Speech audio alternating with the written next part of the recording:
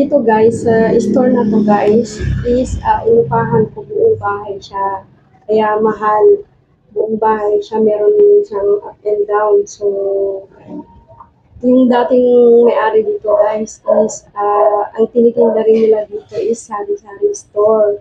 So, sabi ko, why not hindi din sari-sari store ang nilagay ko dito kasi nasanay na yung mga tao dito na sari-sari store. And guys, um, pinaka-the best talaga dito guys sa store na to is yung kayuran ng yun guys. So, yun guys, binenta din pala sa atin yan ang may-ari, yung kayuran ng yun. Kasi guys, syempre, naalis sila, nalipat sila sa bahay nila. Kaya binenta sa akin yung kayuran ng yun kasi hindi na nila magagamit yun. So, syempre ako napapalit dito, ako na yung bumili. So, ang bili din natin dyan guys is 20,000.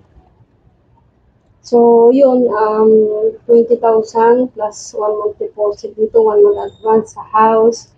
And then, bumili tayo ng mga kailangan natin dito guys, like ref, saka yung pinuhunan ko dito guys sa laman ng store ko. So, almost, din to guys, yung laman ng store ko nung nag-uumpisa pa lang ako is 16,000. So, yun guys, 16,000.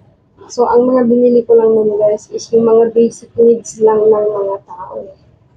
Tagdadalawa nga yun guys, tagdadalawang piraso nga lang yung mga item na binili ko nun para lang i-testing ko kung ano yung mabenta.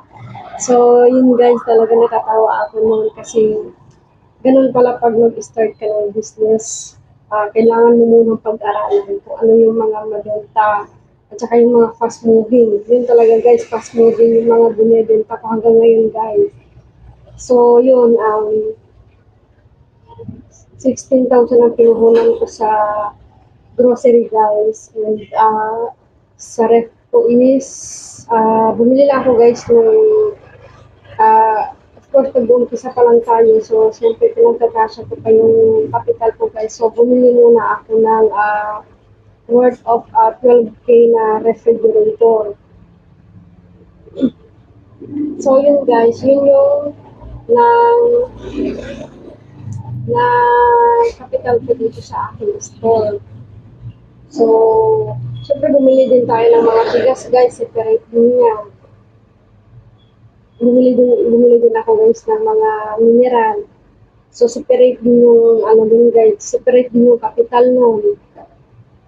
And yung mga soft drinks natin, yung mga Red Horse natin. So, separate din ang capital nun guys kasi may, syempre, nag-start pa lang ako and wala pa ako mga lagayan ng mga soft drinks and sa Red Horse guys. So, syempre, kailangan natin laan lang para sa deposit. So, yun guys. So, ngayon guys, masasabi ko guys na unti-unti is lumalago na itong store ko. Kasi guys, yung kinikita natin dito sa store is pinapaikot ko lang siya guys. Pinapaikot. So, yun hanggang sa yung mga dati na hindi ko nabili noon nung nag-start ako, nabibili ko na ngayon. And then may mga stocks na rin tayo guys para pag naubos tayo, meron tayong ilalagay agad sa ating display, sa lagayan ng ating display. So, yun guys, masaya magkaroon ng store guys. So, lalo na guys, kung kumikita na yung business mo. So, nakakatawa lang guys. Sobrang happy and thankful. So, sa mga OFW na katulad ko na nagbabalak na mag-start ng business, guys, try nyo muna guys ang sari-sari store. And of course guys, pero kung wala naman kayong masyadong ipon, lalo na sa mga OFW na may mga binubuhay dito sa Pilipinas at hindi naman nakakapag-ipon. So, pwede naman po kayo mag-start sa mga bahay nyo guys. Hindi nyo kailangan mangupahan muna. Doon muna kayo mag-start ng kahit mga 5,000 capital. Yun guys, pwede na yun guys. Para lang ma-start kayo din hanggang sa kumikita na yung store nyo, and then kapag ka-feeling nyo is lumalago na siya, yun, pwede na kayo maghanap ng upahan nyo sa labas. Ganun yun guys. So yun ang natutunan ko dito sa store ko. And please guys, sa mga OFW, please, kung gusto nyo mag-start ng business guys, wag nyo ipapa-manage sa ibang tao yung business nyo guys. Malaki talaga ang chance niya na malulugi. Not unlike kung ikaw mismo ang ma-manage ng business mo, napokontrol mo kung ano yung mangyayari sa business mo. So, wala kang sisisihin kung malugi man or kumita yung business mo. Kasi ganun ang business guys. It's either kumita or malugi. So yun guys, no, sa mga OFW dyan, so yun guys, sana mag-ipon kayo ng kapital mo dito guys, no, sa Pilipinas, para pang start nyo pag mag-for good na kayo dito. So yun lang guys, and please do subscribe my YouTube channel guys. Thank you.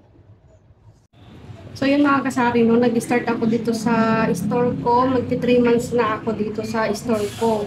So masasabi ko naman mga kasari na kumikita yung ating store kahit maraming akong kakompetensya dito. And next time, itatakel ko kung bakit tayo mabenta despite of marami tayong kakompetensya. So ayun mga kasari, abangan nyo guys yung vlog ko, no, about yun, tatakel natin yun.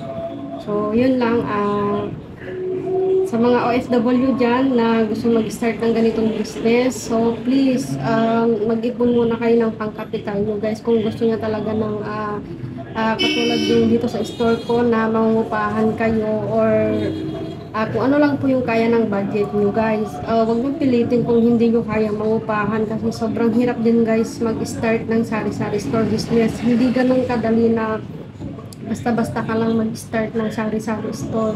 So, titignan mo muna kasi dyan is yung location. Yun ang pinaka-importante sa lahat. Mga kasari, yung location talaga. Kung matao ba o daanan ba yung tindahan na itatayo mo or hindi. Para sigurado yung kita ng ating pera. So, yun lamang po.